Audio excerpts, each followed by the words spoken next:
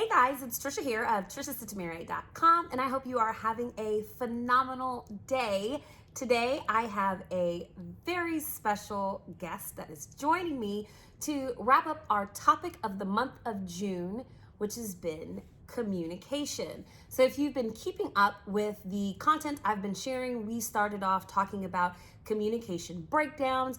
On my website, on the blog, I talked a little bit about communication within friendships, and now here with my spouse, we're going to be talking about communication within relationships. So hopefully this is a good conversation. If I have to abruptly yell cut, well, we'll have to finish this video at another time. So thank you for being a part of my video. This is not really his area of expertise, but I'm excited to be having the conversation with you. You'd be surprised. What are you talking about? You'd be surprised. Oh my gosh. Okay. So maybe we should give an overview about who you are and how long we've been together. Sure. Okay. So I am Brian Sitemere. I'm the Sitemere in TriciaSitemere.com. And before we get going, I'd like to start with some prepared remarks.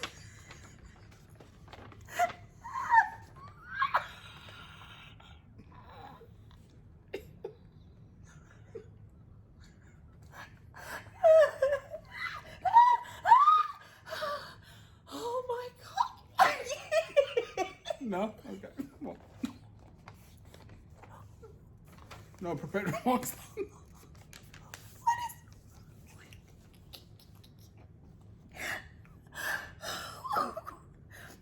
What is wrong with me?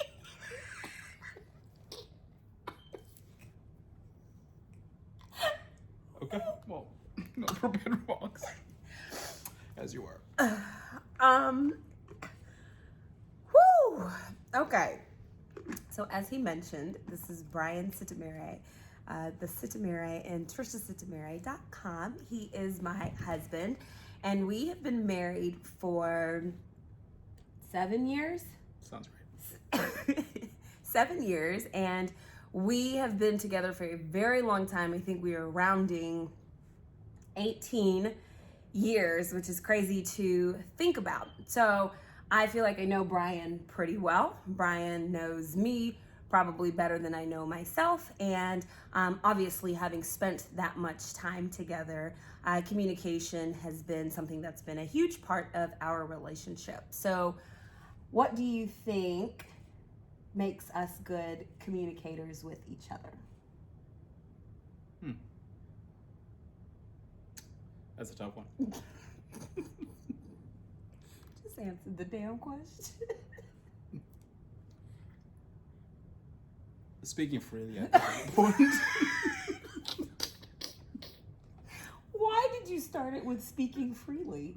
I think any communication has to be coming from a place where people speak freely. Okay. Yeah. That's all for now. Yes, I would agree with that. Speaking freely is definitely something that is important. I would say on top of speaking freely, feeling like when you're sharing information that you are being heard, that your spouse understands where you're coming from, and if it is a miscommunication of sorts, that you guys can talk about it, right? Right. So what are, you want to take a sip first? No, continue. So what are some tips that you would give to a couple that was maybe struggling with communication? Depends on how deep the struggle goes, you know. I mean, and it depends what they're struggling to communicate about. Okay. So if it's something as basic as, let's say, you cooked a meal and the husband wants to put ketchup on the meal and you don't approve of ketchup use, I'd say, you know, not a big deal. Brush it off. Okay. Yeah. If it's something a little more critical, then, you know, they need to approach it with a little more seriousness. Okay. I think anytime you want to communicate a serious message, you have to let the recipient know that you mean business and it's serious. Okay. So you got to get them in the right frame of mind. Just like if you're going to communicate bad news, whether it's to a couple or your spouse or anybody else, you want to prepare the person and say, maybe you should sit down. Okay. We'll have a chat so they can get in the right frame of mind. Okay. If you want to communicate good news, then, maybe you should be a little more jovial. Yeah, but that's basic. Everybody understands it. Okay. Right? Okay. Yeah. So I would say to anyone looking to communicate, you need to understand your own communication style. Okay. And then you need to understand your partner's communication style. Okay. Sometimes things get miscoded simply because you're focusing on the distractions and not the actual message. Okay. Sometimes a good message can come wrapped in a turd. Why are you saying turd? Emphasis. Okay, go on. Just like what I did there. Good message wrapped in something disgusting. But carry on. Okay, so you bring up an interesting point with your ketchup example, and that may or may not be a real life Sitemere conversation. But if someone is sharing information and maybe they feel like they're not being heard, or the person on the receiving end of that message is not maybe fully understanding the message, or maybe they feel like their thoughts or their feelings around XYZ topic is being dismissed, how does one communicate that in a way where the receiver understands and can make necessary changes and tweaks? There's no silver bullets here. Okay. I think at the end of the day, you need to approach any communication or any situation, whether it's in your relationship, business, friendship, whatever. You need to show up with good intentions. Okay. Do your best to leave with clean hands, and try make it a win-win situation as much as possible, not a zero-sum situation.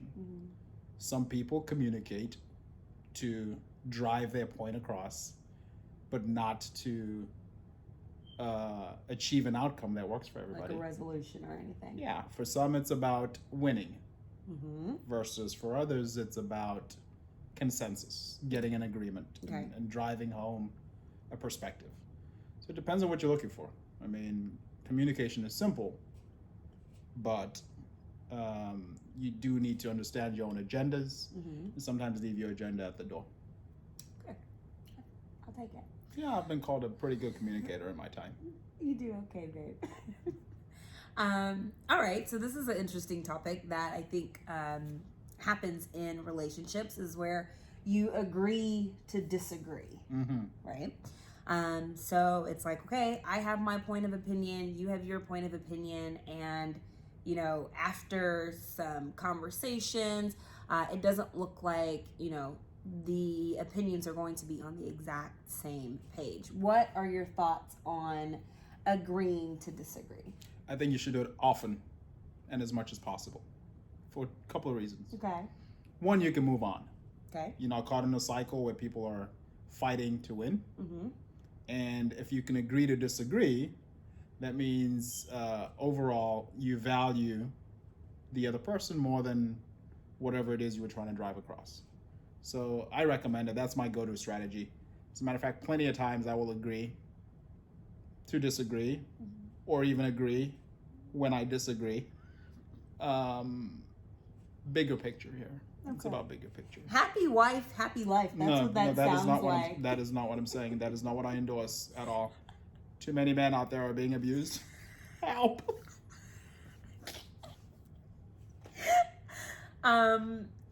You were something else. You're cracking me up today. Oh my gosh. I think one of the things that I love about our relationship and the way that we communicate is that we laugh together a lot.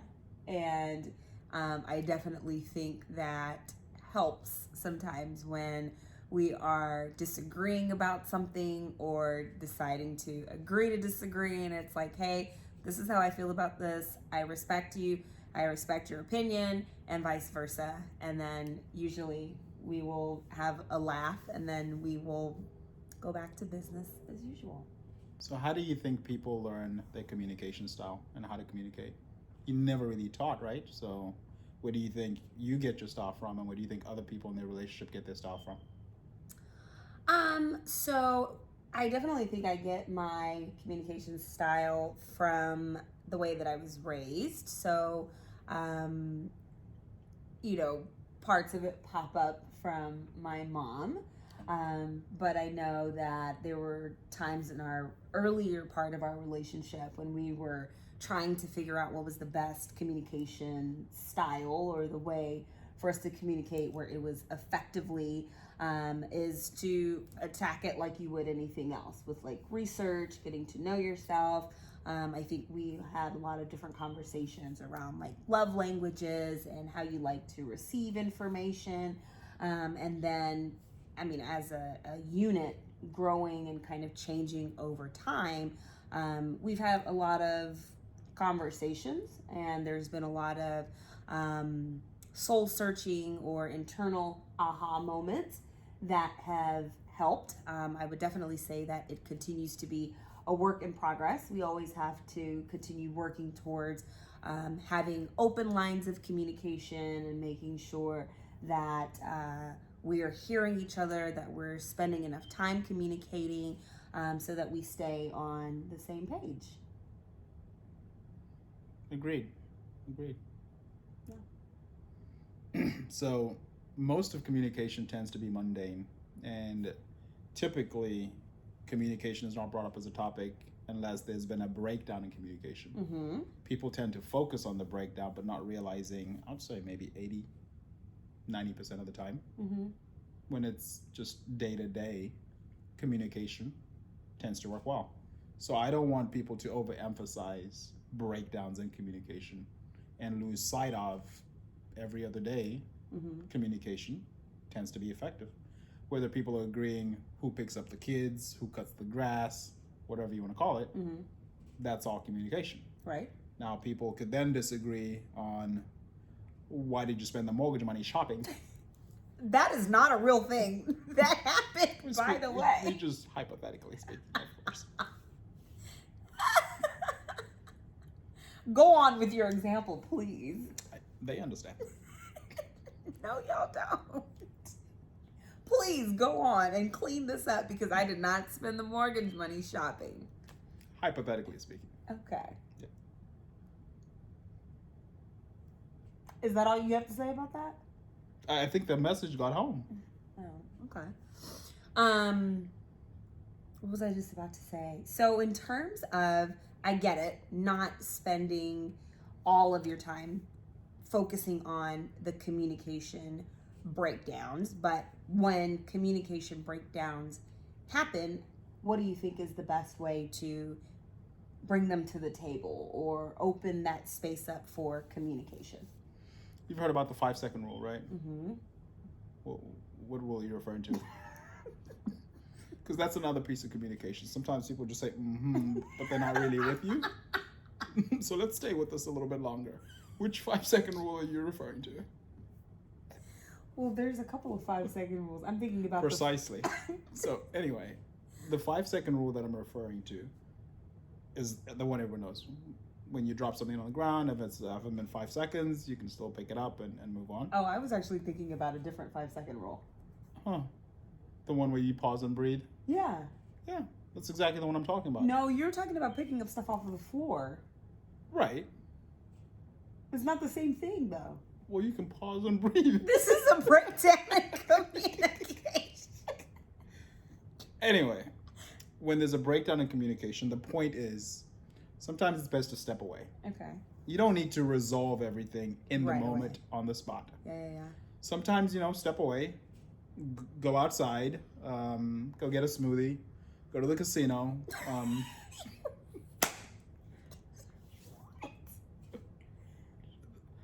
The key message is step away. do whatever you need to do to breathe, and then come back. You can address breakdowns the next day, the day after. If you're a denier or avoider, you can wait a year and come back to it. Wow, that's a long time now. Different folks have different ways of communicating. That's true. That's true. And always, it doesn't have to be verbal. That's true. Yeah. If it's not your strong suit linguistically to come out and say something, others will write letters. I write letters. Others will have their aunt call their husband. Did I have an aunt call you? No, but we're speaking generally here. Oh, okay. There's no projection here or subliminals. This is just permission to speak freely. Yeah. Open lines of communication. Absolutely. Okay. Well, we've definitely covered some good nuggets on our conversation for the month of June, which is communication. And I've had a lot of fun covering it. It has been something that's been on my mind for much of the month, with just a lot of people having different types of conversations. And reality of it is communication touches every single part of our life. So I would like to thank my very special guest for being here and having the conversation. If you have any questions, comments, concerns, or emotional outbursts, I would love to hear from you. You know where to find me, ts@triciasitemere.com. I'll talk to you guys soon. And in the meantime, onward. Well, I'd and like to say a upward. few words. Go on, baby. First of all, I'd like to thank the good folks at Heineken for helping us get through this conversation. More importantly, I'd like to thank you, the viewer. Without you, none of this happens. Thank you, and good night. Anything else, baby? I'm just working on my communication. Oh, okay. All right. Was that good? Yes, that was good, baby. You did great. Of course. Okay. Well, in the meantime, guys, onward and upward.